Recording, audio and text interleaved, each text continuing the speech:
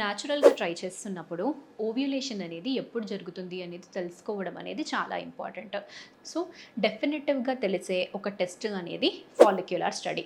Follicular study అనేది ఏం చేస్తామంటే, మీకు డేట్ వచ్చినప్పటి నుంచి ఎగ్ ఎలా పెరుగుతుంది అనేది స్కాన్‌లో చూస్తాం. రెండో రోజు అనేది ఫస్ట్ ఒకసారి చూడాలి. అప్పుడు చూసినప్పుడు మీకు ఎన్ని నంబర్ ఆఫ్ ఫాలికల్స్ ఉన్నాయి, ఆ సైజ్ ఎంత ఉంది, ఏమైనా సిస్ట్ ఏమన్నా ఉందా, ఇలాంటివి రూల్ ఔట్ చేసుకుంటాం. తర్వాత మళ్ళీ మీకు అరౌండ్ 7థ్ ఆర్ 8థ్ డే మళ్ళీ స్కాన్‌కి రావాల్సొస్తుంది. అప్పుడు మళ్ళీ స్కాన్ చేసినప్పుడు సెకండ్ డే ఉన్న సైజు ఇప్పుడు ఎంత పెరిగింది అనేది ట్రాక్ చేస్తాం. అలా మీకు ఎన్ని పెరిగాయి అనేది మానిటర్ చేస్తాం.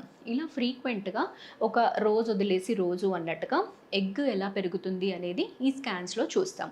ఎప్పుడైతే ఆల్మోస్ట్ 17-18 సైజ్ అనేది వస్తుందో అది మెచ్యూర్ అవుతుంది.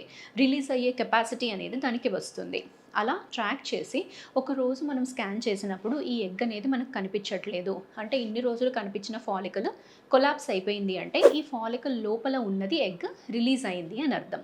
ఈ టైంలో అనేది మీరు ట్రై చేసుకున్నారు అంటే మీకు ప్రెగ్నెన్సీ ఛాన్సెస్ అనేవి చాలా హై ఉంటాయండి. దాన్నే ఓవ్యులేషన్ అని అంటాము. సో, ఆ ఓవ్యులేషన్ టైంలో భార్యాభర్త అనేది కలిసి ఉండడం అనేది అవసరం అండి. Thank you.